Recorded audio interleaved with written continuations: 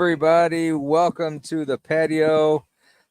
Hope you guys are having a great start to your week. It's Tuesday. It is raining like crazy here. We've had rain pretty much since, I want to say about 9 o'clock. And it's just been pouring down buckets. But hey, we're undercover. Things are good. I should have turned the light on before I started this. But, oh well. Things are going good. Hope everybody's having a great week so far. Great show for you lined up today. I got Greg Ogles backstage waiting to come on. We're going to talk about his documentary that's coming out later on this year. We're going to talk about some Bigfoot stuff, some fun stuff with Greg. Always a pleasure to have Greg on here. Hey, if you guys have any paranormal stories that you would like to share, please send me an email at paranormalamongus72@gmail.com. I'm going to have a couple of weeks where I'm not going to be able to do this show on a live show on a Tuesday. So I was figuring I could kind of do a pre-recorded where I have stories to tell. So look for those coming up actually next week. I won't be able to do a show this Tuesday, but I'll have something out here on Tuesday for you. Also, if you want to be a guest on the show, I have a few lined up through July, I believe, the rest of this month. Send me an email, paranormalamongus72, with your experiences and stuff, and we can get you on here. Also, if you want to donate to the show, it's not expected. I'm still going to keep doing it, but kind of helps with things. But if you do, on the bottom down here is my Venmo account. A good way to send stuff. If you don't, that's fine too. It will be greatly appreciated, but I'm certainly not asking for anything, but it's there if you want to do that. So anyway, let's get this party started and welcome Greg Ogles to the show. Greg, thank you for coming in today. Hello, thank you for having me. Always a pleasure to talk to you. It's always a pleasure to be here, Paul. So you're actually the record holder so far. You've been on here 3 times already. Yay. I like records. Yeah. So. Oh, fun times. Yeah. So I think the last time we talked about, or not the last time, the first time we talked about The Legend of the Downey Booger, your first documentary. And this last time you just kind of popped on and we talked about Bigfoot and your new documentary a little bit that's coming out. Mm-hmm. So we're a little bit further along with that. We have a trailer that I'm going to show here in a little bit. But I thought we would come on and chat more about the show, the documentary that's coming out, Mm-hmm. and some other Bigfoot encounters that you've had before all this stuff. So. Oh, absolutely. Yeah, would love to. Yeah. The name of the film coming out is Cryptic Expeditions: The Land Between the Lakes. Mm-hmm. It starts out with our own adventures, sort of recapping what we had done and the Downey Booger, going back to some of the same places and seeing if we could replicate some of the same things that we did before. Then we delve into some other places. We go to the Meadow. We investigate the Meadow Project and see what's going on there. And from there, we go to the Land Between the Lakes. And I'm telling you, this film is chock full of evidence. I mean, it starts off with a bang. It really starts off like a movie would instead of a documentary. It feels more like a movie, but it's a documentary. It's so far we've got about 10 minutes of it done and edit, and that's actually a lot. Yeah. But we're on schedule for it to be released sometime in December. The plan is to have a premiere done at a theater and that location is to be determined. So we haven't decided on a location for that yet. I would kind of envision that to be more like a sort of a mini conference. We're going to invite all the people that was in the film to be there. So you'd be able to get to meet and talk with them, and we're going to, any of the other researchers that wants to come out, they would be welcome to come in and as well as the general public would be able to come. So, uh, depending on logistics, I may show both films, but I'm definitely going to show The Land Between the Lakes. So you're going to treat this like a Grammy show, have a red carpet and everything? Oh, absolutely, absolutely. You should be able to take pictures with some of your favorite researchers and the people that's been in the film, and they're going to have a nice little backdrop, just like they would in the Grammys. And you know, uh, I think it's going to be a fun time. We're going to celebrate this film just like we would celebrating the opening of any other film that you would see out in Hollywood. Although we are not Hollywood connected at all, not one iota. So, and this is just us. It's a labor of love, and I hope the people really appreciate the effort that we go through to be able to put on something like this, because it's Yeah. a lot of time, a lot of time, a lot of effort, and a lot of money. Yeah. So, but Yeah. sharing what our experiences have been with everybody. We're not out to prove anything. We're just going to show you what we experience. Yeah, Hmm. let the viewer just decide for themselves. Exactly. I mean, it sounds like you have some, like you said, you have some great evidence to show, Hmm. and if people believe all that, great. Right. It's you're You not. know, eh, Go ahead. yeah, yeah. In this day and age, really all you have is your integrity, and you can fake Exactly. a whole lot of stuff very, very easily. And Yeah. other than recreations or something like that, that's obvious. That's obviously not real, a recreation. But everything else, all of our investigations and everything, it's all real. There's nothing staged, nothing at Right. all. So, Robert just said he can't wait to see it. I know that's the opinion for a lot of people that I've seen in chats when you're on the show. So, kind of compare this to the Legend of Donnie Booger. From what I heard, it kind of, well, I'll let you say it. Okay, I'll let you well, say it. But just kind of I, compare. I will say this: this is going to blow the Legend of the Downy Booger out of the water. The Legend of the Downy Booger. We had to overcome a lot of challenges. Number one, we were very, very new and green at making documentaries. We didn't know exactly what we were doing, so it took us quite a while to put together a story. You know, um, Mm-hmm. we had very limited equipment. I've really had to make a lot of our equipment, like a camera jib or a camera crane. I don't know if a lot of people know what a camera crane is. It's this little. It's got a base and it's got a real long arm, and you Mm-hmm. attach the camera to the end of it. And you can swing it back and forth, up and down. It creates some very unique shots. And I actually made one of those. I made Wow. our very first night vision stuff. Wow. Um, yeah, so our funds was very, very limited in the very beginning, but once we got a good firm hold on what we were doing in the Downy Booger, things started to progress a little more quickly. Mm-hmm. And once we got it released, we got a little bit of funds back from the viewership. We were able to reinvest those funds back into new equipment, new cameras, permits for new places. It's very expensive putting on a film and going to places like the Land Between the Lakes. So this one, with all the new bells and whistles that we got, the newer cameras and everything else, we were able to catch a whole lot more evidence than we did in the making of the Downing Booger. I'll say some of the evidence that we caught is creepy, but it is what it is. You know, it's.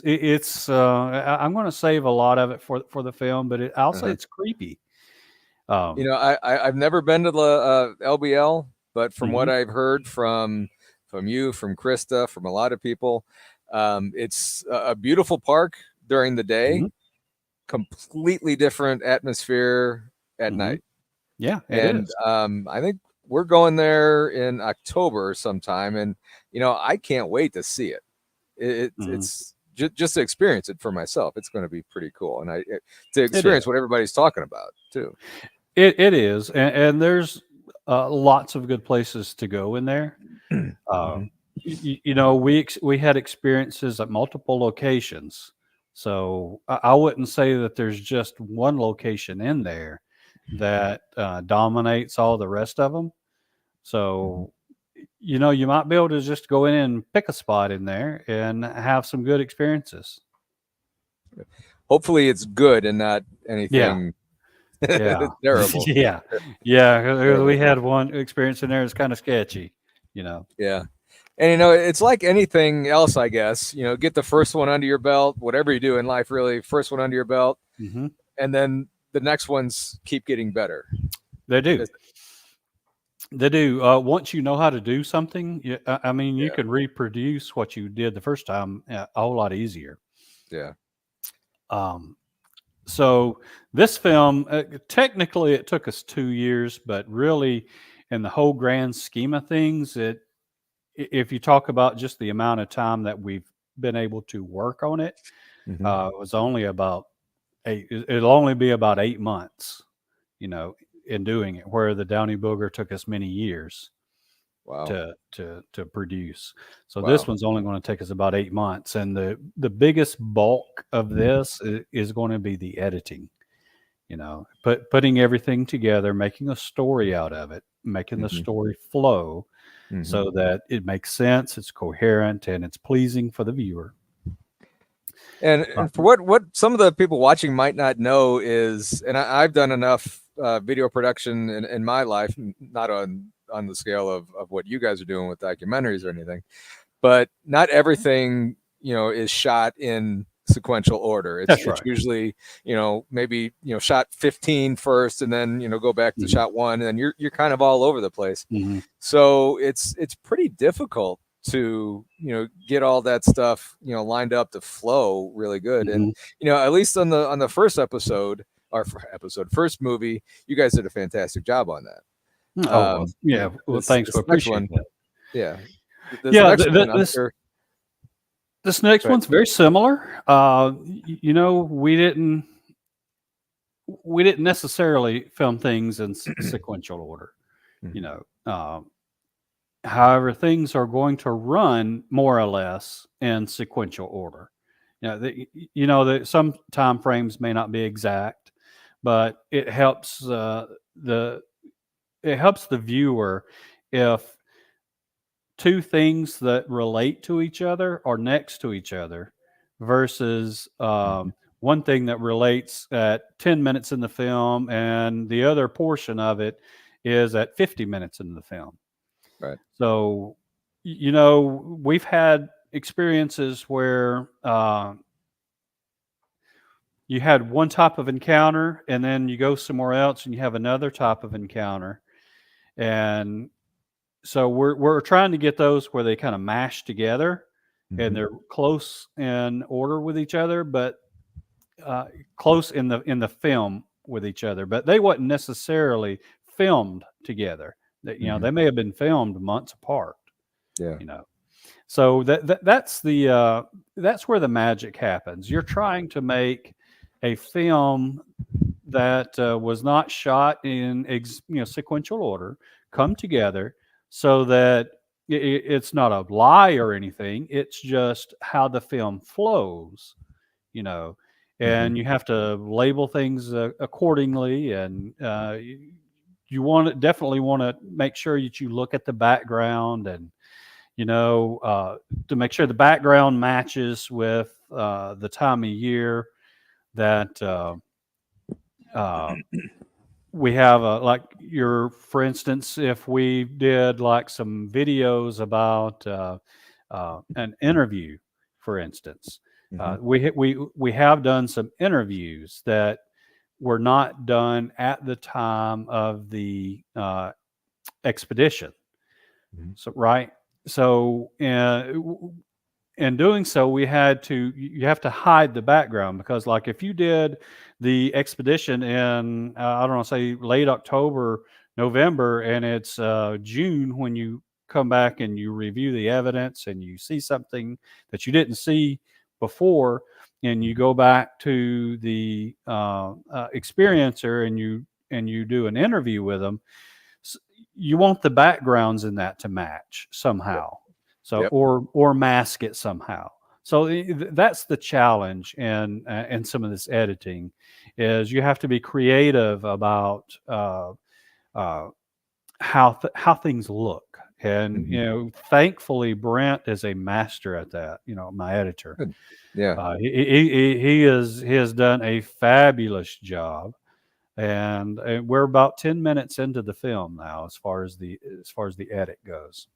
Awesome. And Awesome. that's a long ways, because the biggest part is just getting started. That's the Yeah. biggest part. Yeah. It's very, very difficult just getting started. Once you get started, then you can make things flow. Yeah. So And then it's once it starts flowing, it's all mhm. rolling, and Right, it's right. pretty. Yeah. Yeah. So, you know, I hate to keep asking about the technical stuff of this, but I'm really, really interested in it. How hands-on are you in all the editing and stuff with that, with this process at least? Well, what I do at the very beginning is Brent and I get together, and I sort of have a vision of how I would like the film to go. Hmm. And I have an overall vision. Take a flow chart, and you say, hey, let's do this first, and then this, and then this, and then this. Okay, so that gives him an idea of how to start, right? uh, but have you ever heard the term, uh, there's too many cooks in the kitchen? Oh yeah. Editing is much like that. If Oh yeah. you When it comes to him making the magic, I've just kind of learned to kind of stay out, because I don't want to take, you know to be one of the too many cooks that's in the kitchen, so to speak, right? Hmm. So what he does is he'll go out and he's makes a rough draft, right? And then when he gets the rough draft done, me and him go in together. We both look at it, and we start taking notes, right?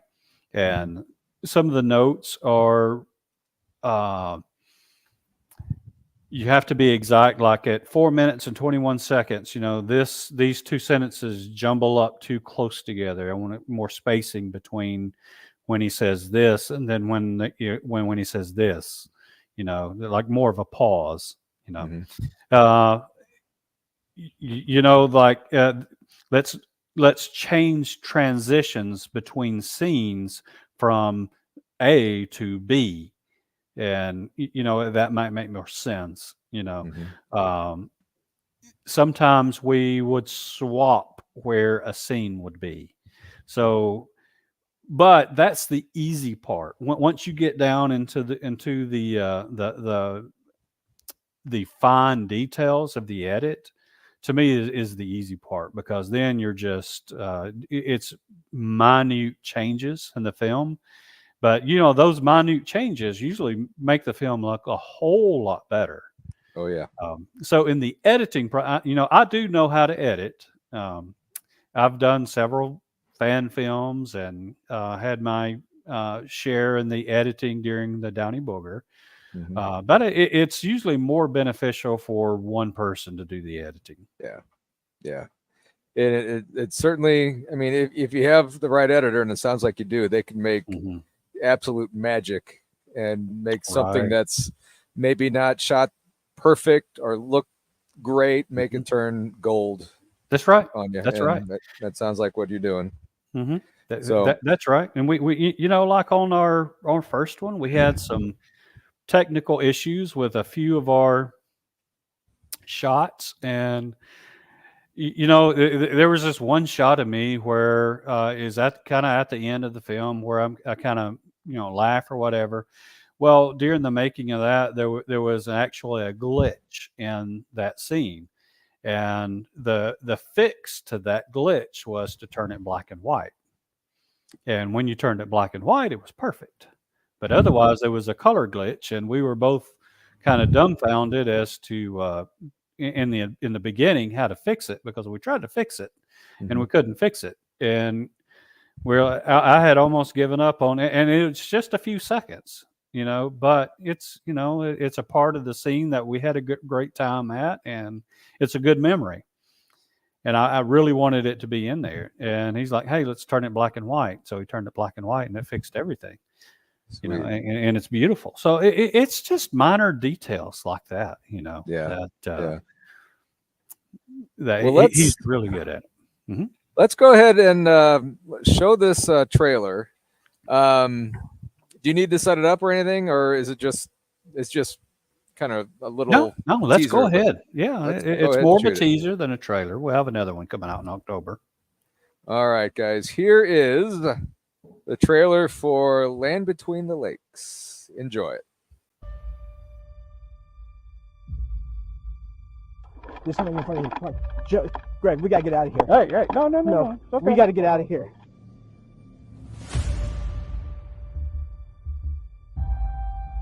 I've looked for scientific evidence of unknown species all over the world. The entire gambit of the paranormal world seems to culminate right here at the Land Between the Lakes. There were two creatures standing beside the road, probably 50 or 60 feet. They went and killed all the neighboring farms' animals and brought the carcasses to our farm. They were all mutilated in the exact same manner.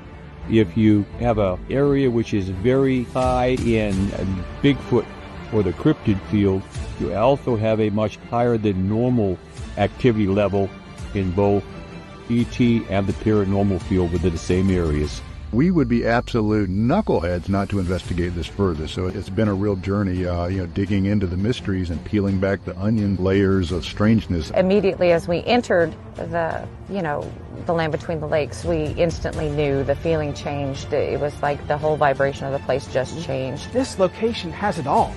And from Bigfoot sightings to dogman sightings, to orbs, to lights in the sky, you name it. People have seen so many things in this area, and I'm really interested to see how this correlates to the other things that we've experienced. I'm not just going to dismiss it as nonsense. I want to research it and investigate and see if I can come to some conclusions. Holy crap! Oh my God! Go around a little bit. It's here! I've seen it and heard animals all over the world. I've never heard anything like this. Holy crap!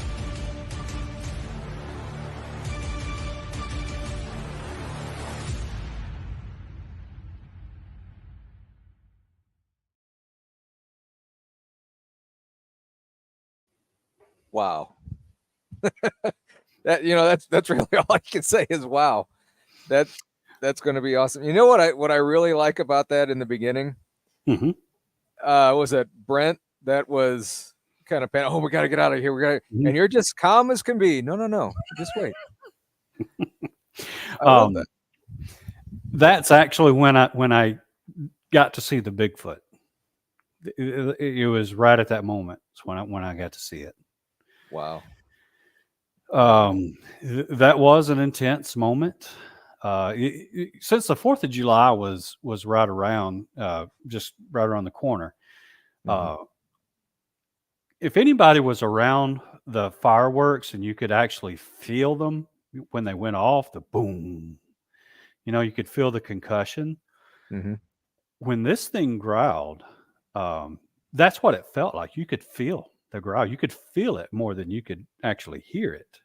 So, wow. I understand his reaction. I really do, because I was a bit timid, but I was there to do a job. I was there to document what was going on. And I don't know if everybody could hear it or not, but right before Brent says, "What was that?" you could actually hear kind of a huff. Oh, I did not notice that. Yeah, you go back and listen to it again, listen real close, and it's very difficult to reproduce. It's like kind of like it's sort of a huff growl, but that's actually it. It's the Bigfoot that's growling. Awesome. And it is it was a It was an intense encounter. It was intense, Okay. and I understand Brent's reaction. I really do, and really, to his credit, I hold on to, I literally hold on to him long enough, and he calms down, and we all kind of bunch together, Uh-huh. and he calms down enough to do his job. He really did, and he caught some fabulous evidence. He really did. Yeah, I would be right, and I'd be in the same boat as he is. Get me out of here. Get me out of here.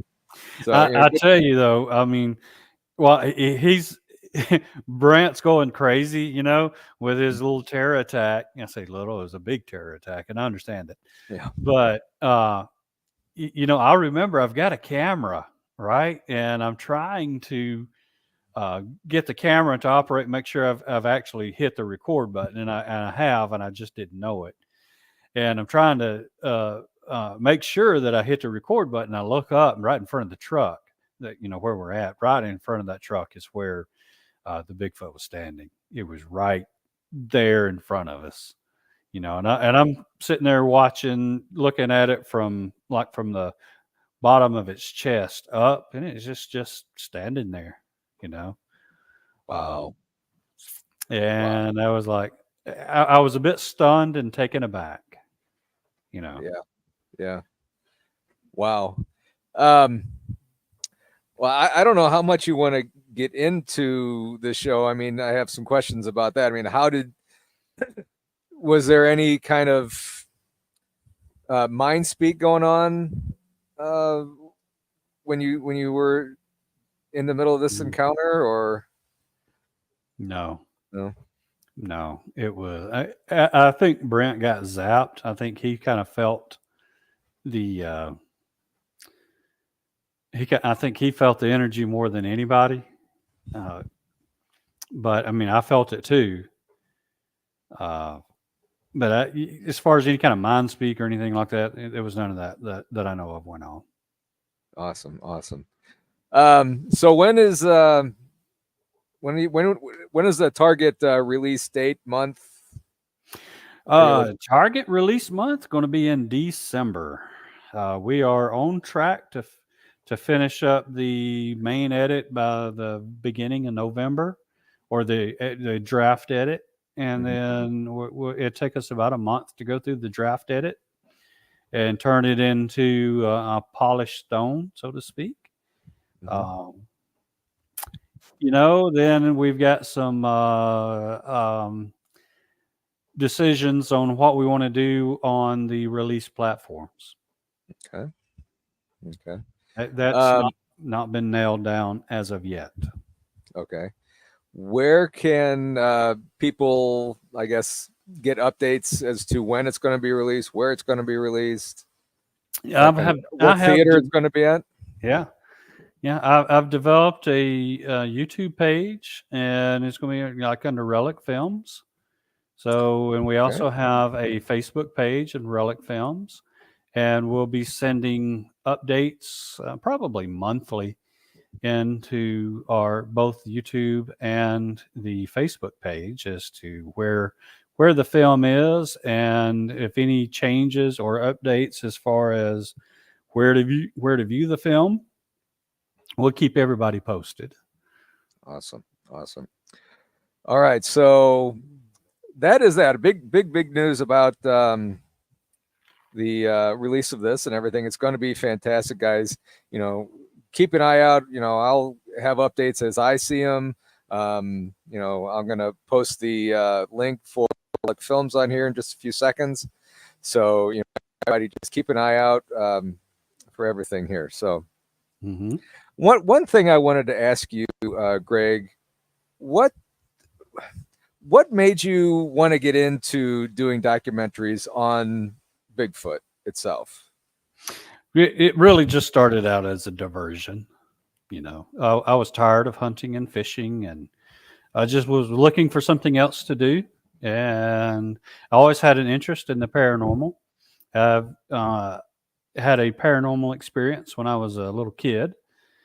And ever since then, I grew up with In Search Of, with Leonard Nimoy, and Monster Quest more recently, and I decided just to get up off the couch one day and join the team. Get out and play myself instead of just saying, that's fake, or hey, I believe that, or But and having my own encounters, it's very difficult to call somebody else a liar. It's very difficult to do that, because when I was a kid, I had a UFO experience, and it was very traumatizing, extremely traumatizing. Yeah. And like I say, that's what really has fueled my interest in the paranormal, because I still have this yearning to find out what happened during some missing time that I have from that encounter. Before we go further, is this the right link? Yes. Okay. Yes. So everybody, go check on that. I will leave that in the chat, and I'll put it in the show notes after the show. And make sure you subscribe to that. I know you got one already subscribed. I know it's going to be a fantastic premiere, and you should be good to go on that. Thank you, Kimberly. So, and I will say, with this new film, it's not all the evidence isn't at the Land Between the Lakes. With all due respect to the Land Between the Lakes, it's a segment in the film. It is chopped full of other evidence all through the film, and quite frankly, some of the evidence that we got is not going to make it into the film, just because of flow issues. Third film? There's going to be a third film, right? We're going to start filming the third film in October, and we've got a fantastic place lined up in North Georgia, and it's a unique place. I'm going to save it for later. It's a unique place. It's going to be be a very, very good introduction into the next film, and then from there, probably in March, we're going to head out to Oklahoma. Wow. So you're not going to sit around and rest at all. You're just going right at it, aren't you? We know what we're doing now. Yeah, we know what to do. So yeah, and while I'm young enough to be able to go off and to explore and have all these adventures, I'm going to do it. And I absolutely love putting the films out. Absolutely love it. So, and if people enjoy it, that's great. And if they don't enjoy it, that's great too. Yeah, they don't have to watch it, but they don't have to watch it. Watch it. I would recommend watching it. From everything that I've heard from you, you're going to need to watch it. Yeah, I tell you, it starts off with a bang. It starts off more like a horror movie, but but it's a documentary. Really, these encounters almost are a horror movie. Almost, yeah. With one of the unique things that we do in our shows is we're poor folks, so we don't have the budget to go out and fake anything. So everything that we encounter is actually real. It's all real stuff. You can have a different interpretation of what it is. That's fine, but it's all real. We don't ever try to say with definite what something is. We say, hey, this could be this, it could be that. It's unless, well, there are some things in there that's just unquestionable what it is. Yeah. And you'll see, we get spied on quite a few times while we're out. And, sometimes we don't see things with our eyes, but we have cameras out now that catches it. And that's quite a little bit disturbing because you're out there in the woods and you're thinking, like, at first, there's no action or anything going on, but you start going over the footage and you're like, hey, was there something that was standing over there watching us? Yeah. And we never saw it, So, and I got a very, very good image of something standing there watching us, and it's by a glow stick. And Oh, sweet. you'll see when the film comes out. It's very ominous looking. So, It sounds like it's going to be one of those when it's streaming. Just watch it again, keep watching, and find more things right. to see. It is. It's like what we have to do with our footage. Yeah. We went over and over, and the more times we went over some of our stuff, we kept finding things. Mhm. Yeah. We got disembodied voices in it. I mean, we got orbs and Bigfoot eyes. We got a lot of stuff that's in it. Lots of stuff. Yeah. And So isn't that just kind of the neatest feeling when you're shooting this stuff? You don't hear the disembodied voices sometimes. You don't see the stuff either sometimes, I guess. But then when you're back reviewing the footage and everything, you can't fast forward it, obviously, and review it. So, I mean, you're listening closely, and all of a sudden you hear somebody say something that no one else heard, or you say, "Oh my God, I didn't see that over there in the woods or whatever." That that's just a really cool feeling. And I mean, with the stuff that we do on ghost hunts sometimes, and then the stuff like that too. That's awesome. Yeah, and like I said, we experienced that when we were making the Downy Booger, but frankly, we thought it was so weird nobody would believe it, right? So we left all that stuff out. We didn't even talk about it, So we're like, nobody's going to believe that when we talk amongst ourselves, because we couldn't quantify it. And later on, after the release, is when I finally started collaborating with a lot of other researchers, and I found out that what we were experiencing was not so unique. It was more common than anything. So I was like, okay, well, I'm going to delve into that too and see what I can catch. And man, we caught everything. Yeah. We always had cameras rolling and or audio and something like that. And it's not to say that we didn't have our hiccups. Like I went back up to the land between the lakes after my March expedition, and I filmed a whole nother expedition, and every bit of that film was corrupted. We're going over it and trying to use it, and it's just not usable. Wow. And I don't know how to fix it. So the best fix for that may be to leave it out. Yeah. So that's unfortunate. What I know pretty much what people think in the paranormal and Bigfoot community about this. They're excited about it and everything. What is your family? What's their reaction to all this? Well, I'll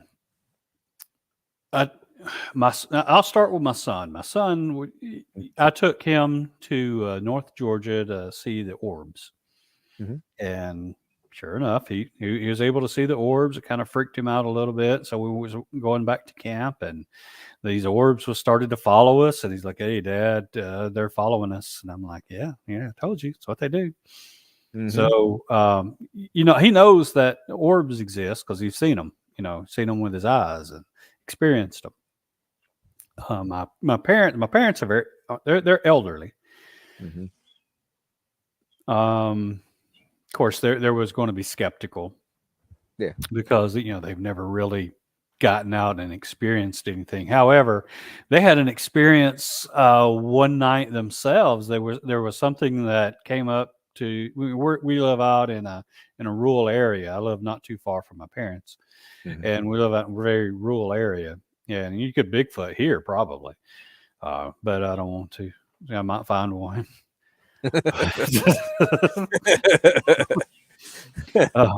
But they were awakened at like 3:00 in the morning to some screams that was ungodly. It was like they have a pear tree at the back of their house, and right at the back of their house, right at the pear tree, something was just screaming, and it was like vibrating their glass on their door.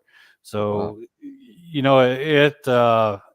it concerned Dad enough. He got his gun out and walked out on the little patio balcony there, and he could hear it screaming or just roaring or whatever it was doing, going off into the distance. And he said to this day he didn't know what that was, So combined with that encounter and what we've gotten on evidence, they believe. Yeah. They believe now. My wife, she believes, but she doesn't like going out too much. It's not her thing. So Yeah. My wife is the same way. I mean, she won't go out with me. I mean, she keeps saying that this is my thing. This is your thing. You do you, boo. Right. Just, Right. enjoy it. And Yeah. I always say, you're more than welcome to come. So Yeah, I was like that with my wife, and one of the encounters that I had that is actually in the film, she got sick on. Sometimes when you go out Bigfooting, you'll have this nauseous feeling to overcome you, and that happened to her. So I walked her back to the truck, and then we went back out into the woods, filming. And we thought it was a quiet night until started reviewing some footage and saw something standing there staring at us next to the glow stick. So, I showed her that footage and she's like, "Oh, hell no, I'm not going out with you. Oh, hell no."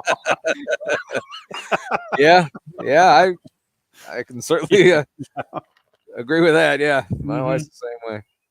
Yeah. So I will say it's a bit unnerving knowing that there's something out there looking at you while you're just standing out in the woods, and you don't see it, you don't hear it. That's a bit unnerving. Yeah, it is.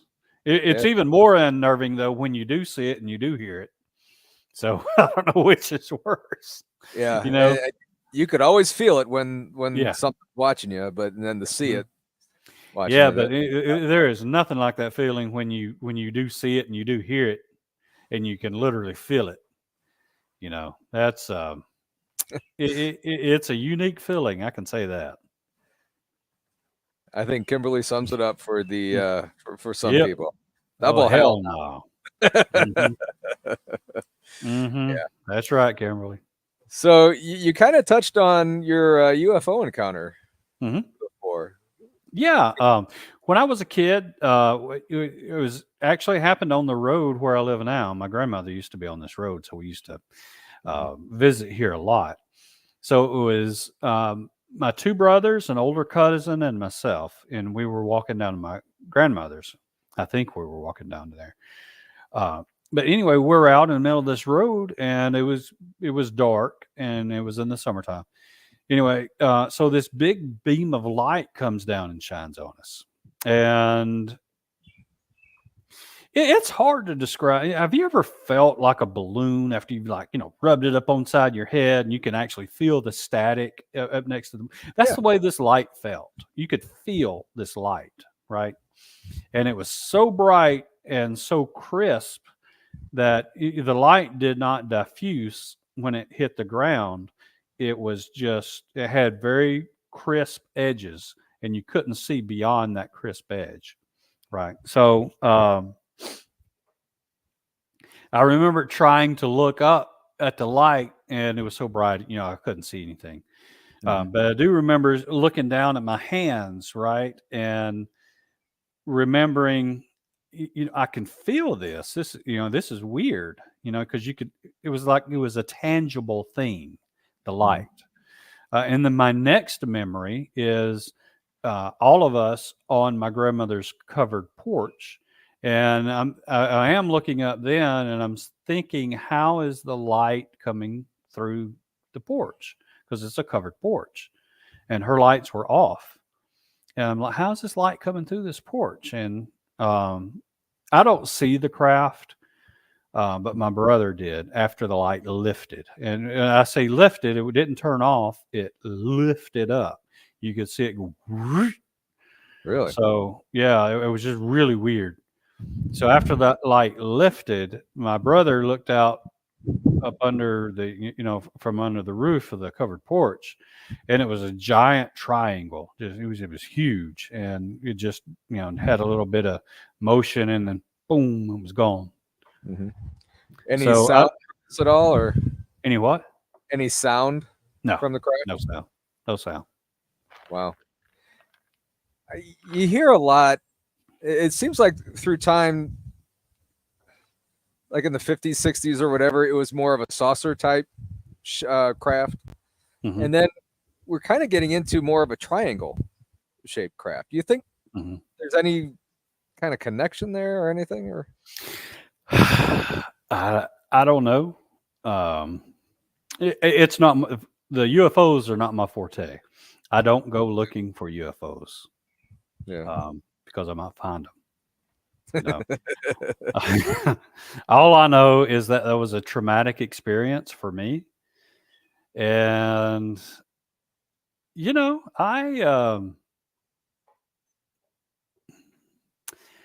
want to know what happened. And you said you were missing time too, right? Yes, because I remember being in the road, and I remember being on my grandmother's porch, but I do not remember how I got from the road to my grandmother's porch. Interesting. If that makes any sense. Yeah. Did you have any markings on you at all, or? I don't remember. Okay. Yeah, and it was difficult for all of us to talk about for a while. Yeah. But we it's weird though that we all have the memory of it.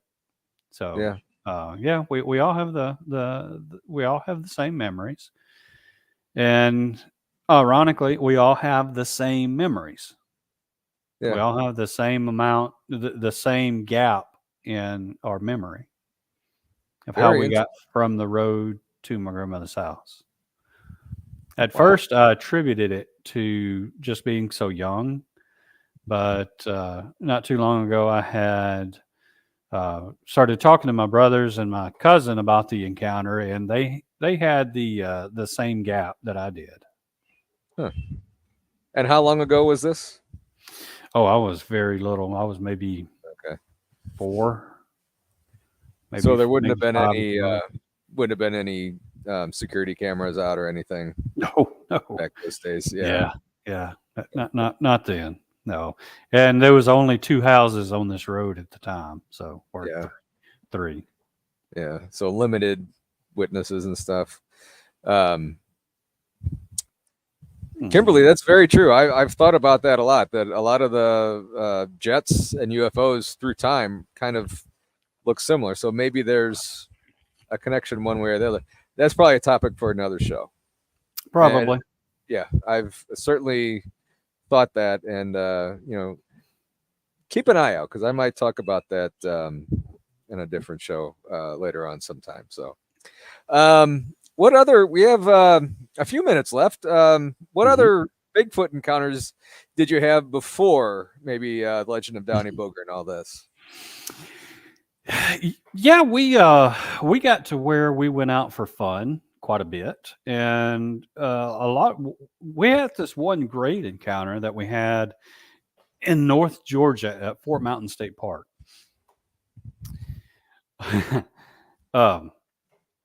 We were there camping in a group expedition, and there was another group of Girl Scouts that was in another primitive camping area. And, they were real loud and giggly all day during the day, acting like a bunch of little girls, which, that's that sounds like a lot of fun. Well, at first I thought, like, dang, this weekend's going to be a bust, but I'm still camping, right? Yeah. However, when we start to go out at night, all the girls, they're still around the campfire and they're up for a little while, but we go out into the woods, kind of doing our thing, right? And this is the first time I saw a sustained orb.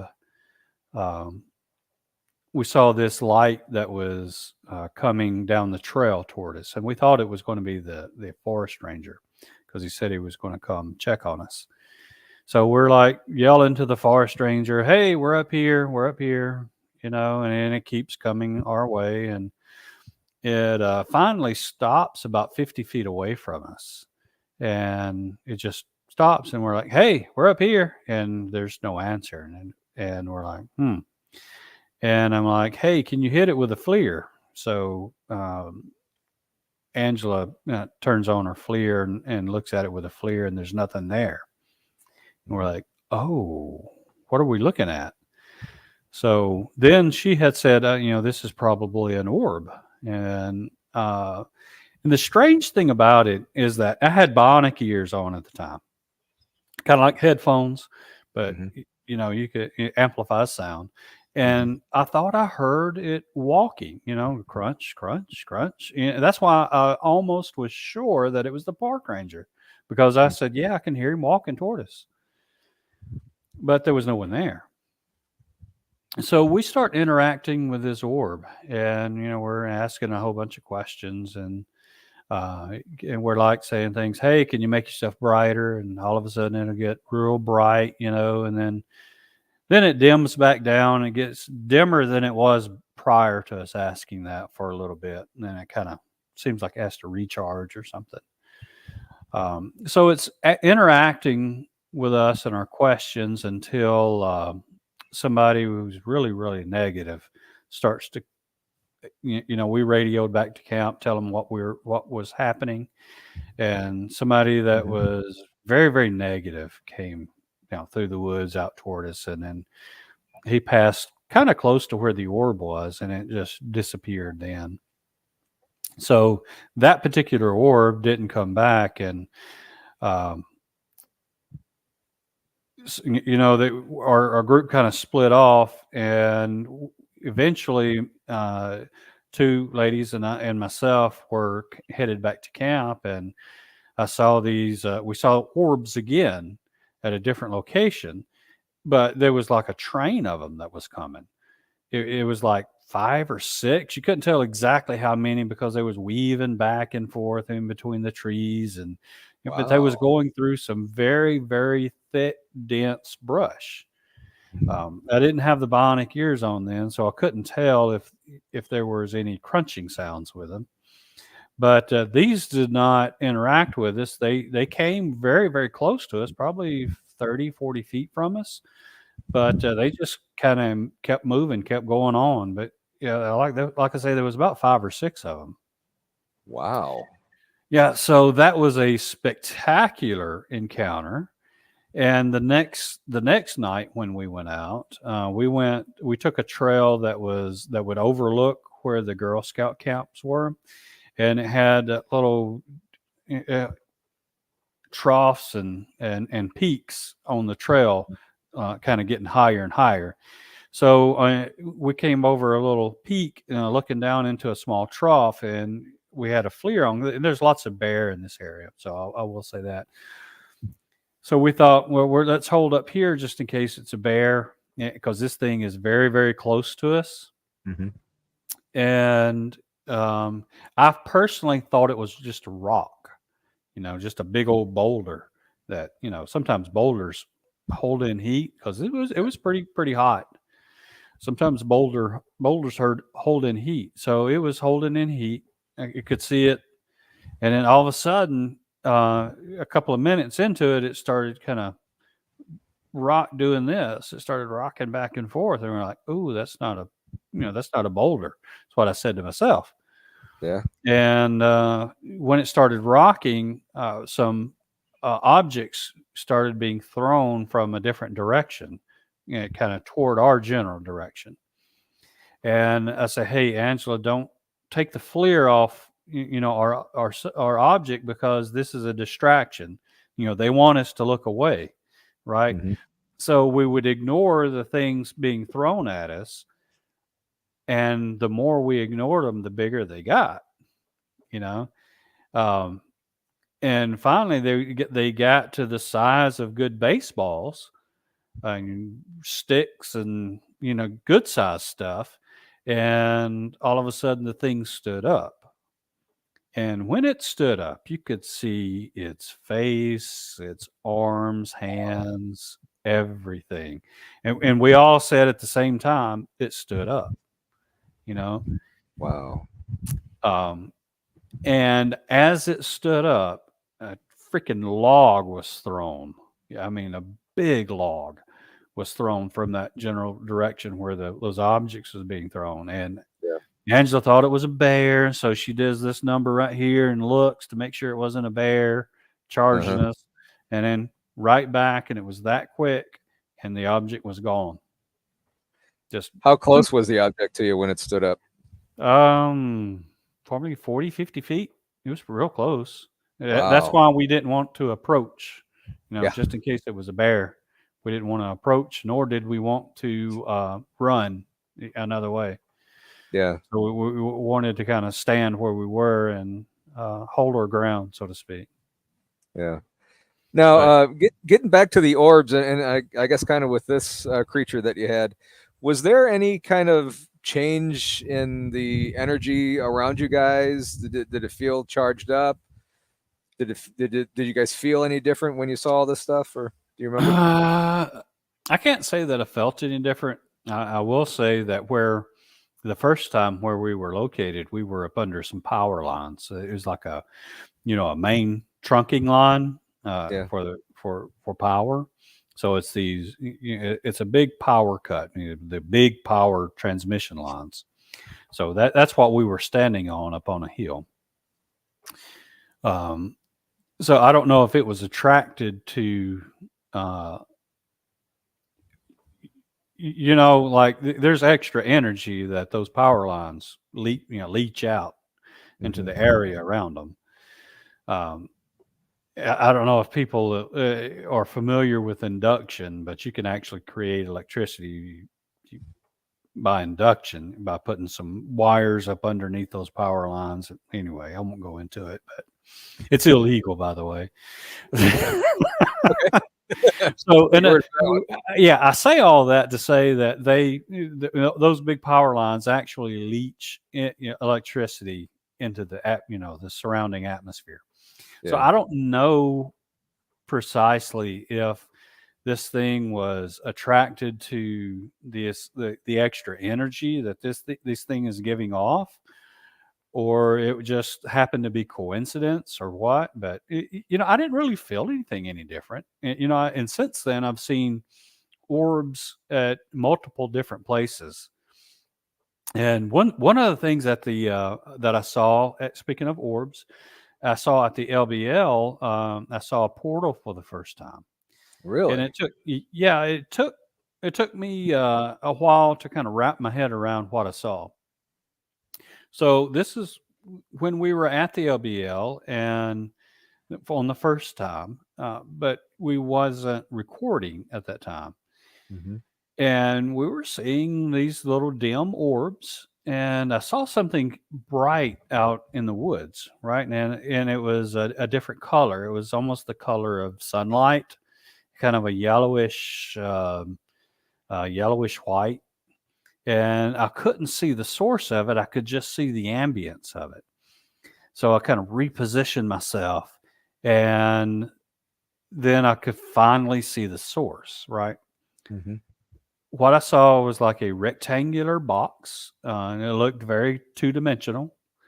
And it was very bright looking into it. I was not looking into Earth. I don't know where it was that I was looking into. It could have been the sun for all I know, who knows, but wow. It was not here. And at the angle that I was looking into it, I don't know if I was looking up or, I don't know what orientation that portal was on the other side, but it eventually just collapsed and just boom, in the blink of an eye. And I was like, wow, that was interesting. And then a couple of minutes later, an orb came up from the direction where that portal was. Really? Yeah. And I was like, sort of putting two and two together. I'm like, well, did this thing come from somewhere else? But I don't know where it was that I was looking through in that portal, but it wasn't here. No. It was sunlight that I was seeing on the other side of it. It's exactly what it looked like, like a big, bright, sunny day. Very, very interesting. Wow. Yeah. Wow. There's another lady. Her name's Kathy. I don't know if she saw exactly what I saw, because she didn't move from her perspective, but I did move from my perspective, and I did capture the source of that yellowish light.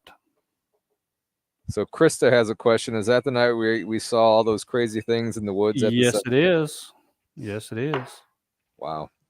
However, and I will say this: every time that we've encountered an orb, if light was shown on the orb, it just disappears. Wow. So Krista said, Kathy did see what you saw. She said it was gold. Gold would be a good description of it. Yeah. Kind of a yellowish looking sunlight, sort of. Wow. That would be incredible to, maybe it was a different dimension, different planet. Yeah, it was something else other than here. That much I will say. I don't know what it was that I looked at, but it wasn't here. And it was a coincidence that an orb just happened to, do up to our position from where it was. Wandered out of there? Maybe, but I really think that if you really ask me, that it was that the orb came from that portal. Mm-hmm. So, wow. Yeah, that happened, and it took me a bit to wrap my head around the orb thing and the portal. Very, I would. I think I would be in the same boat. Like, wow, what is that? And holy shit, that's a portal.